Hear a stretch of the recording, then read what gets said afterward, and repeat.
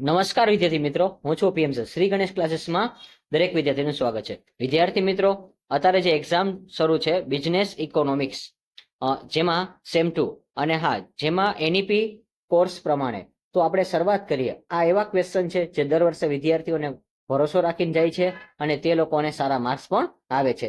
આપણો track record છે. કોઈને કદાચ એવું થાય કે આ ચેનલ પર આઈએમપી આપે છે અને હું કેમ તૈયાર કરું અને મારે નથી કરવા, તો જેને ભરોસો ન હોય એ ન કરે. કેમ કે વિદ્યાર્થીઓનો અહીં ભરોસો હોય છે. તે લોકો જાતે કહે છે Saurashtra university number 1 channel four university exam preparation because accuracy matters. કેમ કે એક્યુરેસીની સાથે સૌરાષ્ટ્ર યુનિવર્સિટીના આઈએમપી ક્વેશ્ચન મળતા હોય તો ફક્ત ને ફક્ત શ્રી ગણેશ ક્લાસીસ ચેનલ પર જોવા મળે છે. અને એટલા માટે તમે નીચે જોઈ શકો છો 2400 થી વધારે વિદ્યાર્થીઓ આપણી સાથે જોડાયેલા છે. તો તમે શેની રાહ જુઓ છો? નીચેનું સબસ્ક્રાઇબ બટન દબાવીને અમારી સાથે જોડાઈ જાઓ. હવે આપણે ક્વેશ્ચન ફટાફટ શરૂ કરી છે અને વિદ્યાર્થી મિત્રો સાથે સાથે ક્વેશ્ચન છે નોટ ડાઉન કરતા જજો. જે ક્વેશ્ચન હું કહું છું એ નંબર તમે રાઇટિંગ કરી લેજો. એ ટાઈપના ક્વેશ્ચન છે એ વધારે તમારે ઇમ્પોર્ટન્ટ આપવાના છે. તો question number 1, vote is a price discrimination? It is a ઇવર possible and profitability. કિંમત ભેદભાવ એટલે શું? તે ક્યારે શક્ય અને નફાકારકતા બને છે. ત્યાર પછી question number 2, explain the law of compound interest with example and diagram. ઘડતા મળતરનો નિયમ ઉદાહરણ અને આકૃતિ સહિત સમજાવો. તો ક્વેશ્ચન નંબર 2 છે વિદ્યાર્થી મિત્રો તમારા માટે ઇમ્પોર્ટન્ટ ક્વેશ્ચન છે, ખાસ નોટ ડાઉન કરજો. Question number 3, explain what is a equal product line with diagram and show its features. Features એટલે લક્ષણો થશે વિદ્યાર્થી મિત્રો, ખાસ યાદ રાખજો. અને ફીચર્સને કેરેક્ટરિસ્ટિક્સ પણ કહેવાશે અને સ્કોપ પણ કહેવાશે અને નેચર્સ પણ કહેવાશે. સમ ઉત્પાદન રેખા એટલે શું? આકૃતિ દ્વારા સમજાવી તેના લક્ષણો દર્શાવો. તો ક્વેશ્ચન નંબર 3 છે એ તમારા માટે ઇમ્પોર્ટન્ટ ક્વેશ્ચન છે. ત્યાર પછી question number 4, explain equal cost line with example and diagram. Explain the features of equal cost line. સમખર્ચ રેખા ઉદાહરણ અને આકૃતિની મદદથી સમજાવો અને સમખર્ચ રેખાના લક્ષણો સમજાવો. Question number 5, explain the theory of marginal productivity of distribution. વહેંચણીનો સીમાંત ઉત્પાદકતાનો સિદ્ધાંત સમજાવો. તો ક્વેશ્ચન નંબર 5 છે વિદ્યાર્થી મિત્રો નોટ ડાઉન કરજો, ઇમ્પોર્ટન્ટ ક્વેશ્ચન છે. ત્યાર પછી question number 6, discuss the equilibrium of a firm in the short run, the long run in the perfect competition. પૂર્ણ હરીફાઈમાં ટૂંકા ગાળાના અને લાંબા ગાળાના પેઢીની સમતુલાની ચર્ચા કરો. તો ક્વેશ્ચન નંબર 6 પણ છે, ઇમ્પોર્ટન્ટ ક્વેશ્ચન છે, નોટ ડાઉન કરજો વિદ્યાર્થી મિત્રો. ત્યાર પછી question number 7, vote is a perfect competition? Explain the characteristics.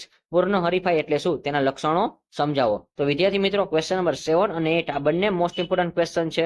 Sorry, question number 6 અને ક્વેશ્ચન નંબર 7 આ બંને મોસ્ટ ઇમ્પોર્ટન્ટ છે. પરંતુ લક્ષણો છે, જો તમારે અઘરું પેપર ન નીકળે તો 7 નંબર છે એ પણ ખાસ તમે એકવાર વાંચી લેજો. એકદમ પરફેક્ટ ક્વેશ્ચન છે અને શોર્ટ ક્વેશ્ચન છે એટલા માટે.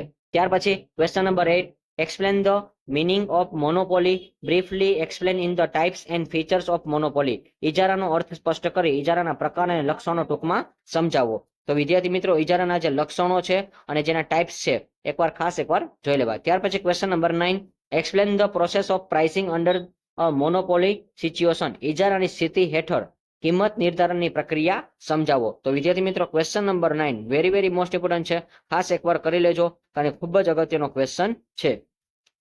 ત્યાર પછી question number 10, describe the advantage and disadvantage of the price discrimination. કિંમત ભેદભાવના લાભાલાભ વર્ણવો. તો વિદ્યાર્થી મિત્રો લાભાલાભ એટલે એમાં મહત્વ અને ગેરલાભ આ બંને વસ્તુ તમારે ધ્યાનમાં રાખવાની છે. તો ખાસ યાદ રાખજો, આ બંનેને ઈ ટાઈપથી આપણે નામ યાદ રાખશું. તો ક્વેશ્ચન નંબર 10 છે એ તમારા માટે ઇમ્પોર્ટન્ટ છે. તો વિદ્યાર્થી મિત્રો અત્યાર સુધી આપણે 10 ક્વેશ્ચન તમને આપેલા છે અને 10 માંથી મેં તમને 6 ક્વેશ્ચન એવા ઇમ્પોર્ટન્ટ કીધા છે કે જે તમને ખૂબ જ ઉપયોગી છે.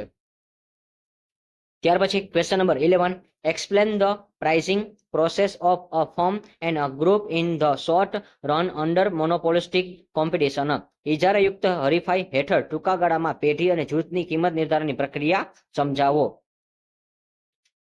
તો ક્વેશ્ચન નંબર 11 છે વિદ્યાર્થી મિત્રો, ખાસ નોટ ડાઉન કરજો. ત્યાર પછી question number 12, state the characteristics of monopolistic competition. ઇજારાયુક્ત હરીફાઈના લક્ષણો જણાવો. ત્યાર પછી question number 30, what is a selling expense? વેચાણ ખર્ચ એટલે શું? Examine the effect of sales expense on the demand curve. વેચાણ ખર્ચની માંગના વક્ર ઉપરની અસર તપાસો. તો ક્વેશ્ચન નંબર 30 તમારા આવતીકાલના પેપરમાં કમ્પ્લીટલી જોવા મળશે. તો આ ક્વેશ્ચન ખાસ એકવાર નોટ ડાઉન કરી લેજો. ત્યાર પછી question number 40 explain the principle of the notage demand curve in monopolistic supply. અલ્પ હસ્તક ઇજારામાં ખાંચાવાળા માંગને રેખાનો સિદ્ધાંત સમજાવો. ત્યાર પછી question number 50 vote is a monopoly. અલ્પ હસ્તક ઇજારો એટલે શું? Explain the characteristics of a monopoly.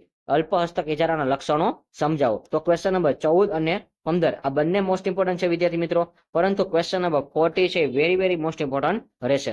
તો અહીંયા ટોટલ આપણે 11 થી 15 ક્વેશ્ચન હતા. એમાં ક્વેશ્ચન નંબર 11 મોસ્ટ ઇમ્પોર્ટન્ટ છે. ક્વેશ્ચન નંબર 30 અને 40 આ બંને ઇમ્પોર્ટન્ટ છે. અને ક્વેશ્ચન નંબર 50 પણ તમારે એકવાર અચૂકપણે નજર ફેરવી લેવી. ત્યાર પછી question number 60 discuss the modern theory of rent in details. આધુનિક ભાડાનો સિદ્ધાંત વિગતે ચર્ચા કરો. ત્યાર પછી question number 70 explain what is a virtual rent with the help of example and diagram. આભાસી ભાડું એટલે શું?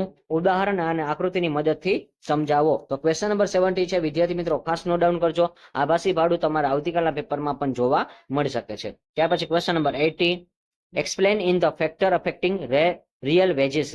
વાસ્તવિક વેતનને અસર કરતા પરિબળો સમજાવો.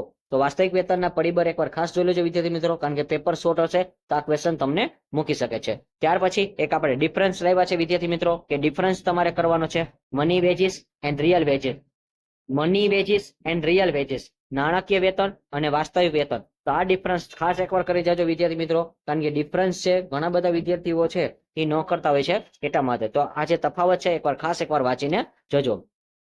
ત્યાર પછી question number 20 discuss the factor affecting the interest rate.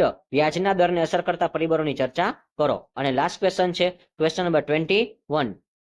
અહીંયા પણ ડિફરન્સ છે વિદ્યાર્થી મિત્રો, પણ અહીંયા gross profit and net profit. તો ગ્રોસ પ્રોફિટનું સેકન્ડ નામ છે અકાઉન્ટિંગ પ્રોફિટ અને નેટ પ્રોફિટ છે એનું સેકન્ડ નામ છે ઇકોનોમિક્સ પ્રોફિટ. એટલે કાચો નફો અને ચોખ્ખો નફો. તો કાચા નફાને હિસાબી નફો કહેવાશે અને ચોખ્ખા નફાને આર્થિક નફો કહેવાશે. આ બેનો ભેદ સ્પષ્ટ કરવાનો છે.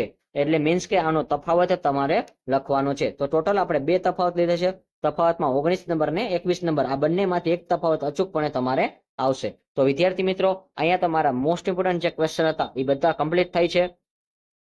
ટોટલ જોવા જાય તો મેં તમને ટોટલ 14 ક્વેશ્ચન છે એ મોસ્ટ ઇમ્પોર્ટન્ટ કીધા છે, અને જેમાંથી 12 ક્વેશ્ચન તો એવા છે કે તમને 2 તો પ્રશ્ન મેં કહી જ દીધા છે કે 2 પ્રશ્ન તો તમારા આવતીકાલની એક્ઝામમાં જોવા મળશે. તો તમને ખબર હશે કે હું કયા ક્વેશ્ચન બોલેલો છું. અને વિદ્યાર્થી મિત્રો જો તમારી આ જ રીતે કોમેન્ટ આવશે તો એ રીતે તમને આઈએમપી ક્વેશ્ચન મળતા રહેશે. અને આ વિડીયોને વિદ્યાર્થી મિત્રો મેક્સિમમ શેર કરજો, બીજા વિદ્યાર્થીઓ સુધી માહિતી પહોંચાડજો, જેથી કરીને તેને પણ ઇકોનોમિક્સના જે ઇમ્પોર્ટન્ટ ક્વેશ્ચન છે એ આઈએમપી ક્વેશ્ચન મળી રહેશે.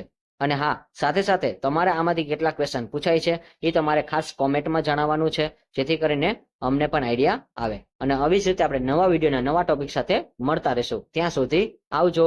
Like this video, share this video, follow with Shri Ganesh classes.